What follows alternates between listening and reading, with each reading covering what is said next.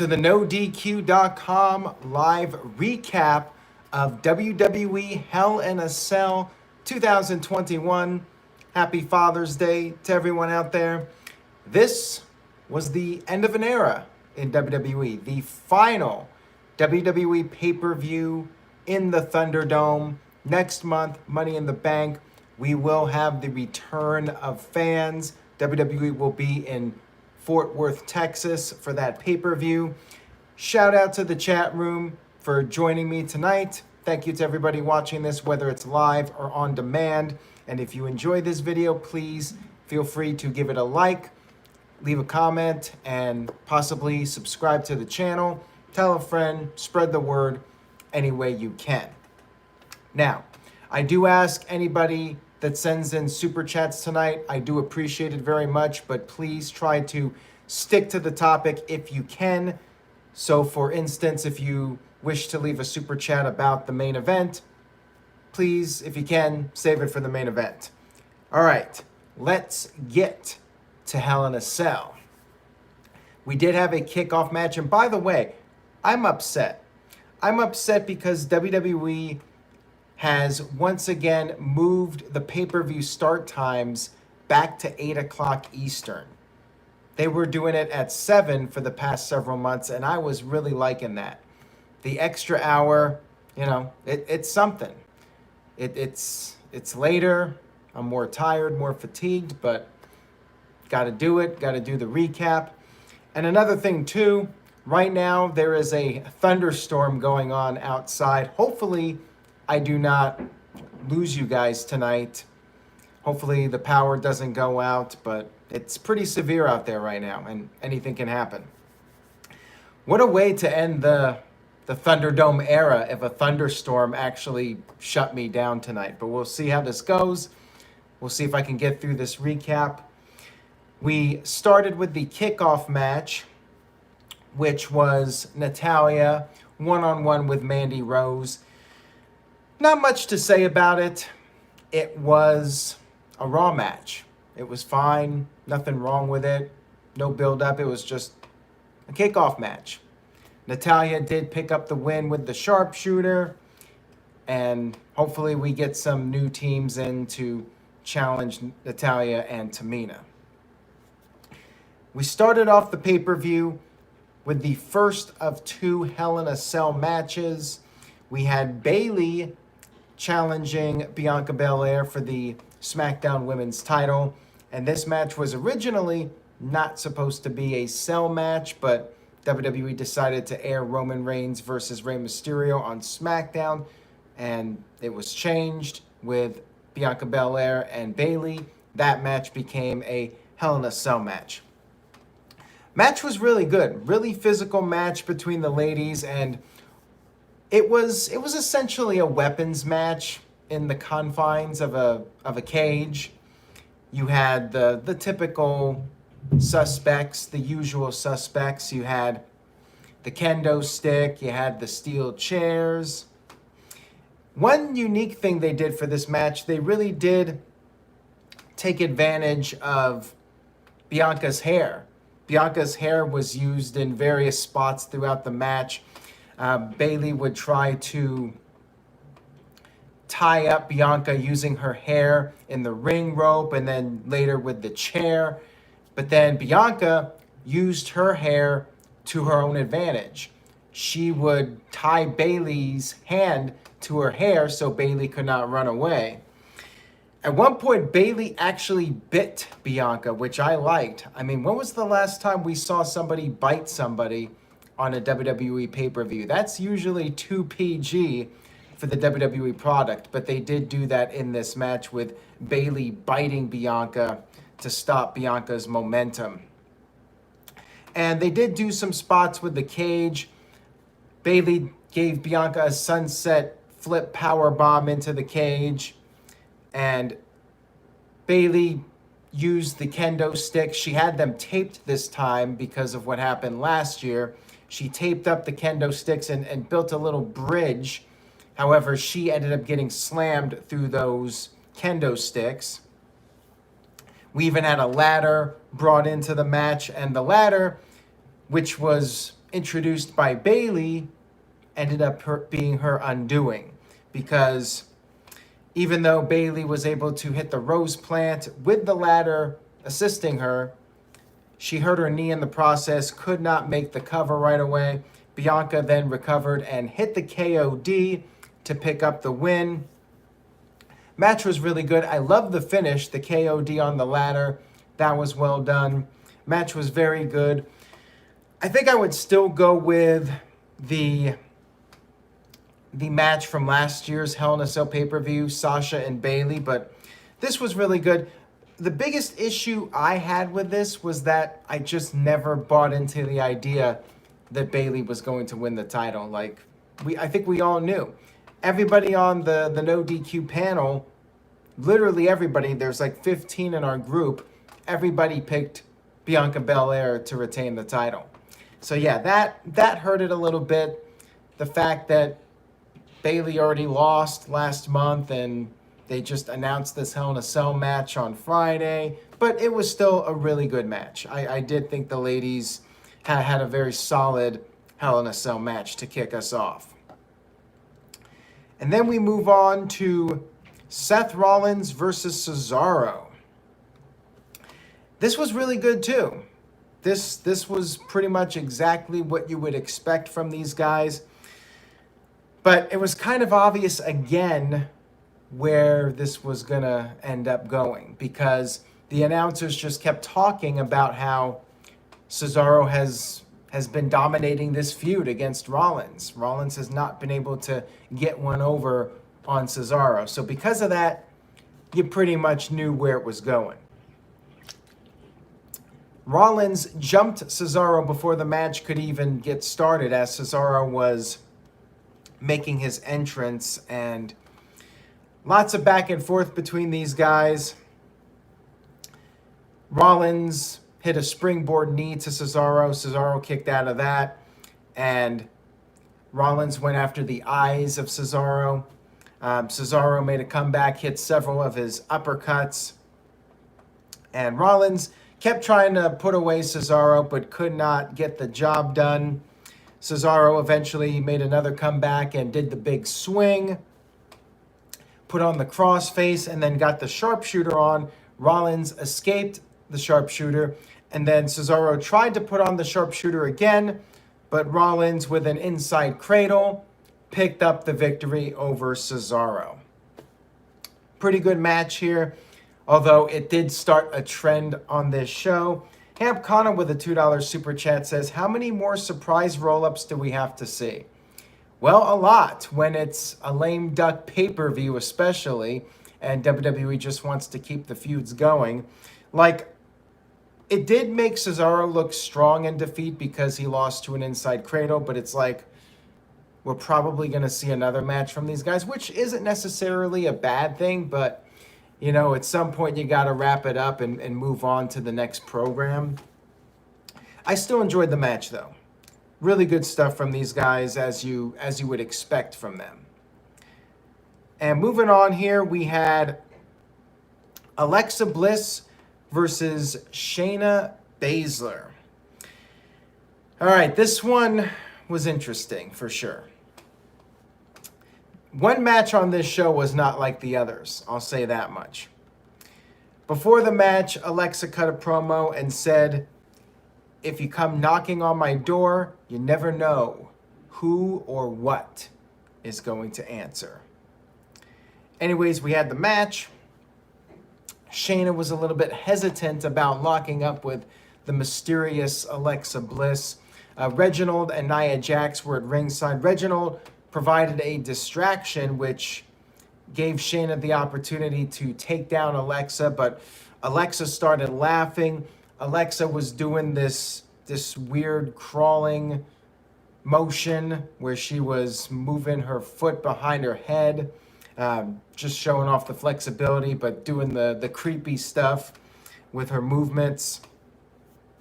And every time Shayna got Alexa down, Alexa would be laughing, and even when Shayna stomped on Alexa's elbow, Alexa did scream for a minute, and then she started laughing again. Then Alexa, be ready, hold on to something here. Alexa hypnotized Shayna Baszler. And Shayna was sent to the outside of the ring. And we had Reginald on the outside with Nia Jax. Alexa looked over at Nia, and Nia was hypnotized. Nia then slapped her man Reginald. Yes, she slapped him. And then Alexa finished off Shayna Baszler with the Twisted Bliss. So yes, Alexa used her powers to hypnotize everybody, and she picked up the victory. I mean, I kind of expected the ridiculousness, so I'm not even mad about it. Like, I figured it was going to happen, and that's why I picked Alexa Bliss to win the match. My exact prediction was that she was going to use her shenanigans to win, and that's pretty much exactly what happened. So I really have nothing else to say about it. Like, to me, it was what it was, and I'm not even angry at this point about it. But yeah, a lot of people on social media absolutely hated this, and I can't say I blame them, but you know, WWE trying to think outside the box, and well, it's gonna get a mixed reaction when you do something that's drastically different from what fans are used to seeing, and that's just straight up wrestling without the supernatural elements. Darren says, I feel so bad for Shayna. Her and Owens should return to NXT. And the Black Anarchist says, this is why WWE has lost millions of fans. And the This Guy Experience says, can she please go back to her normal gimmick? And Steve-O says, Shayna has been buried for some time, so zero surprise. I mean, that's kind of it, what Steve-O said. Like, you know, Shayna is pretty much done for at this point. Like, they're done pushing her, taking her seriously. And Alexa's the one they're pushing, so it's like you kind of just accept it. Although clearly a lot of people are still very upset about it, but I'm kind of at the point where I'm just gonna let it be what it's gonna be and move on. Zach Smith says the Supernatural worked with Undertaker. I don't know why they can't do it with anyone else. Well, you know, there's going to be arguments for it. There's going to be arguments against it. So, like I always say, it is what it is. Moving on here, we had Kevin Owens versus Sami Zayn. And the storyline in this match was that Owens was still feeling the effects of the Nigerian nail from General Aziz on SmackDown. Zayn was dominated in the early part of the match, but then Owens started to struggle, and Zayn took advantage of this and went after the throat of Owens, and Owens was coughing. He was having trouble breathing. Referee had to check on Owens at one point, and Owens would roll to the outside of the ring. Owens would keep fighting, fight Owens, fight, as he says. He went for a swanton off the apron, but Zayn got his knees up, and Owens kept trying to stay in the fight. And Owens went for a stunner, but Zayn countered it, almost pinned Owens, and they went to the outside of the ring, and Owens managed to hit a stunner with one good arm, and Zayn nearly got counted out. Zayn barely got back into the ring, like at the count of 9, and they did their hockey fight where they keep trading punches back and forth, and then Owens landed on the bottom rope, throat first, which led to Zayn being able to hit the haluva kick and score the 1-2-3 victory over Owens. I did not expect this one. I thought Owens was going to win, but they really played up the injury angle with Aziz, and Owens loses back-to-back. He lost on SmackDown, and he lost again on the pay-per-view. And Sami Zayn with a rare pay-per-view win. How about that? Adrian says Zayn won, yay. Matt says Zayn's first win in months, it feels like. The This Guy Experience says I was shocked that Zayn won. And Darren says, who is more over, Zayn or Owens? Well, I think Owens is more loved by the fans, but Zayn has also been playing a heel character. Like, I've always been a big fan of both guys, and I knew this was going to be a great match. You know, I saw these guys wrestle in PWG, like 2005, 2006, 2007. Kevin Steen, El Generico, they were tearing it up in PWG. So I've always been fans of these guys. I was surprised they got signed by WWE, and the fact that they've become major stars, you know, it just goes to show the cream rises to the top. So me personally, I've always been a big fan of both. They've both been over with me. I'm glad Sami got the win, and they made Owens look as strong as possible in defeat. So this was maybe my favorite match of the night. Like, I was thinking about it, and I'm feeling like this was my favorite match on this entire show. But what did you guys think? Walter Cruz with a $2 super chat says, shocked that Zayn won, but it won't go anywhere. Well, it could very well lead to yet another match between them, although I could see them being in Money in the Bank. I would, as I mentioned before, I would not mind seeing them reunite at some point. Like, you know, they're that couple, like they're off again, on again type of relationship that they have. But I would be fine if they team up again at some point. But we'll see. We'll see where they go from here. Maybe they're both in Money in the Bank. Who knows? And now we move on to the Raw Women's Championship match. Charlotte Flair versus Rhea Ripley, which I guess was heel versus heel. I mean, the crowd, the virtual fans, they were definitely booing Charlotte, you know, the piped in noise from WWE, but Rhea was getting the piped boos as well. So I suppose it's heel versus heel. By the way, there was a fan at ringside that got a sign on TV, like right behind the announcers, that said, if Brock returns, we riot. All I can say is that fan better start planning his riot, because I suspect Brock will be back sooner than later. Anyways, let's get to the match. Charlotte grabbed the championship while the introductions were still going on. She threw it in Ripley's face, hit a cheap shot, and Ripley recovered from that. They started the match. Charlotte went for an immediate roll-up. Charlotte controlled the early part of the match.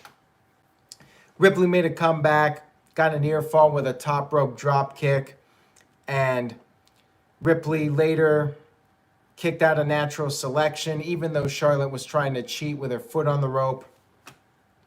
And then later, they went back and forth for a while, and Ripley hit the riptide. However, Charlotte got her foot on the rope, and they talked about how Ripley is still young, and she's not a veteran. That was a rookie mistake to not hit the riptide closer to the center of the ring. Charlotte then got the figure 4 on after working over Ripley's knee on the outside, slamming it into the steel steps. Ripley managed to roll out to the apron, and they both ended up rolling out to the floor. And that's when Ripley grabbed a piece of the announcer's desk, hit Charlotte with it, and that was a disqualification. So apparently, Randy Orton can slam people on the announce table, and that's not a DQ. But if you take that top piece of the announce table and slam it on somebody, that is a DQ. This was dumb. This was a stupid finish. They had this long match just to do a finish like this. I'm not a fan of it at all. If you're going to do this, do it on TV when we're not paying the price to watch this pay-per-view, $5 or whatever, but still, it's the principle. You know, if they do this short match on Raw with a DQ, I'm okay with that, but you do a long match on a pay-per-view and you don't give the fans a satisfying payout. You know, it's just to drag out the feud longer. Yeah, it sucked. It was a stupid finish, and it just didn't really make much sense anyways. Matt with a $2 super chat says, letter grade down for the DQ countout endings on pay-per-view. Well, I would definitely bring the pay-per-view down a little bit for this finish. I mean, the wrestling was great, but yeah, some of the finishes, not the biggest fan of. And this was one of them. The This Guy Experience with the $2 super chat says, how the hell did Ripley get DQ'd? Hell in a Cell strikes again. Well, this was not a Hell in a Cell match. It was just a regular title match. And Atomic Cody says, weak finish, and is Rhea a heel now? She's been a heel, right? And plus, I think the idea was that Charlotte was cheating throughout the match. So Ripley was going to, take the shortcut of her own by getting herself DQ'd. And after the match was over, they kept fighting. Ripley got the best of Charlotte, hit the riptide, and then as Ripley was leaving, Charlotte spoke into the camera, said, "You're learning, bitch." So yeah, basically Ripley playing dirty after Charlotte was playing dirty throughout the match. I guess that's the storyline, but yeah, people were not happy, and I did think it was a weak finish. Like, can't you just have Rhea beat Charlotte? Like, I know it's 50-50, but you're trying to build up Rhea Ripley as a future star of the company. And Charlotte's not going to be hurt losing to Rhea Ripley in one match. So, yeah, I think they could have just let Rhea Ripley pick up a win here, and Charlotte would have been okay. All right, so on that note, we move on now to the main event, which was the second Hell in a Cell match between Bobby Lashley and Drew McIntyre. Last chance Hell in a Cell match for the WWE title. And they started off kind of similar to the other Hell in a Cell match, bringing in the steel steps and the kendo sticks. But they did do some different things with those items in the match. McIntyre tried to use the steel steps early. He did manage to use them successfully on a second attempt. And he used the kendo stick on Lashley. Then MVP slid his cane into the cage, which Lashley was able to use, and that helped him out a little bit. But then McIntyre picked up Lashley and slammed him on the steel steps with a white noise-like maneuver.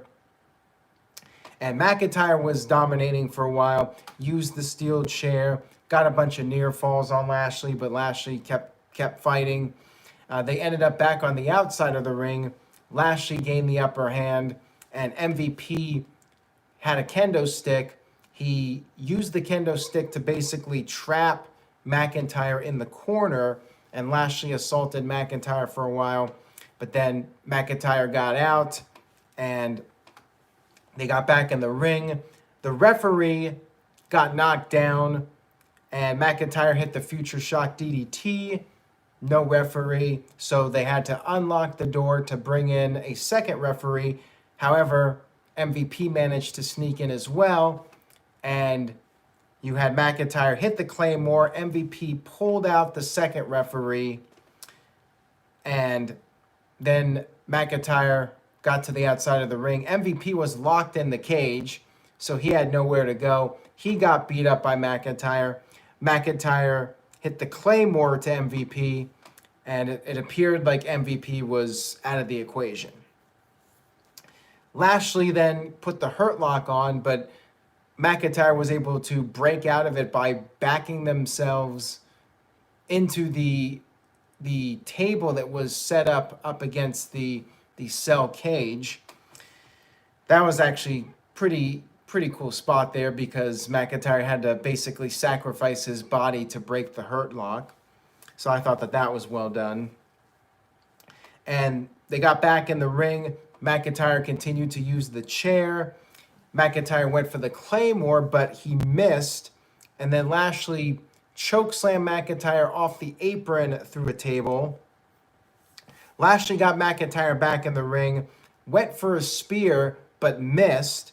And then McIntyre, he hit the Glasgow Kiss, he hit the Future Shock DDT, and then he was going to finish off Lashley once and for all with the Claymore. But wouldn't you know, MVP was back up. MVP grabbed McIntyre's foot, and Lashley rolled up McIntyre to score the victory and retain his championship. So they did a roll-up finish to end this brutal back and forth Hell in a Cell match. The This Guy Experience sent in a $2 super chat. Thank you for that. Says, Lashley, Drew, and Roman can afford some L's once in a while. Well, at least Drew can. Like, this wasn't even like a satisfying ending to this because it was a roll-up. Like, they had this brutal fight and it ended with a roll-up? Like, really? That settled nothing. Yeah, McIntyre doesn't get another title match now against Lashley, but, like, the whole point of the Hell in a Cell is it's supposed to be this match that changes their careers forever, like, because of the physicality, not the stipulation. You know, they're supposed to be beaten so badly, and it's supposed to be a decisive ending, but it was a roll-up to end this Hell in a Cell match. Just doesn't settle right. The Game is on 100 with a $5 super chat. Thank you for that. I appreciate it. He says, 2 crappy finishes in the Raw Women's and WWE title Hell in a Cell. Rhea getting DQ'd by using an announce table is dumb. Lashley needed MVP to beat Drew. Lame finishes. Yeah, I mean, they did the thing earlier where MVP pulled out the referee. Like, that could have been enough, and then Lashley could have won decisively later. But they were just doing everything to make it come off like Lashley won because of MVP. Like, it was a fluke. So I wasn't really a fan of that. I think they did way too much with MVP's interference. But it is what it is. That's what they went with. And yeah, it felt very unsatisfying at the end. And the match was great up until the ending.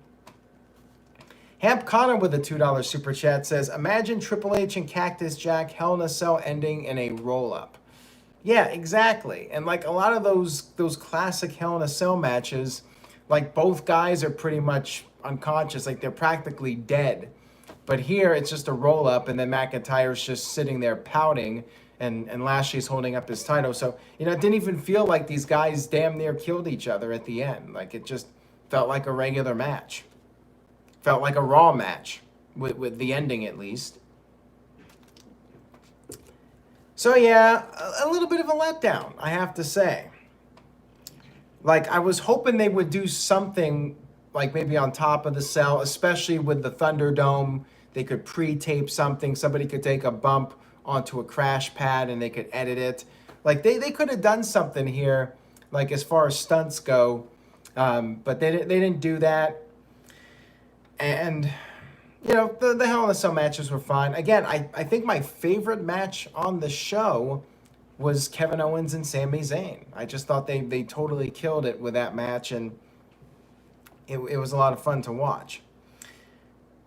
So, looking at the letter grades here, I mean, you guys are pretty negative on it. I still thought it was a good pay-per-view overall, but yeah, it was not top tier. You know, we did that worst to best pandemic pay-per-views, and you know, this was not at the bottom, but this was certainly not at the top either.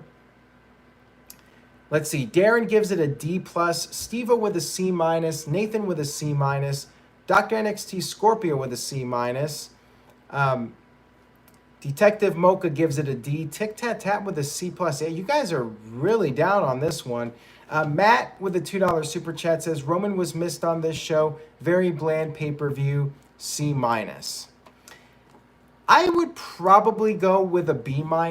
I still thought it was a pretty good show overall. The finishes brought it down, but yeah, I'm going B-. I'm a little bit more positive about it than you guys. You know, not even a 3-hour pay-per-view. It did go by pretty quickly for me. I still wish they would move it back to 7. I much prefer that than the 8 o'clock start time. But yeah, just like a movie, if the ending is bad, it can ruin the whole movie for people, and I sense that that's how it was for some people. I mean, I would have definitely booked a couple of those finishes a different way.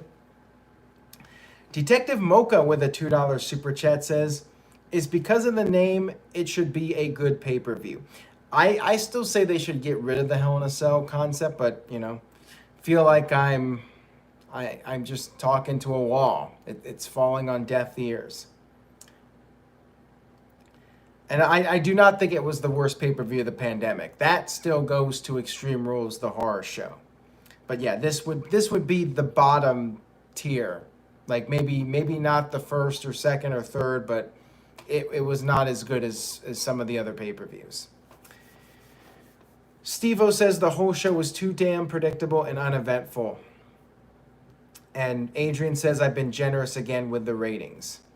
And yeah, I mean, maybe it was because my expectations were not that high. Like, I considered this to be a lame duck pay-per-view. That's what I figured going in. I was not expecting title changes and major appearances like a Brock Lesnar or some kind of shocking ending.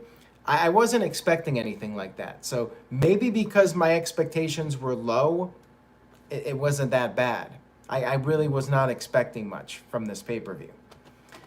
So there you have it, my thoughts on the Hell in a Cell pay-per-view. Stay tuned to NoDQ.com for the very latest. Thank you all for watching. I appreciate your viewership and support. And stay tuned for more content coming up this week. Take care, guys. And next month, we'll have the fans back. I'll see you guys for that and all the stuff in between. Enjoy your week, and I will see you guys next time.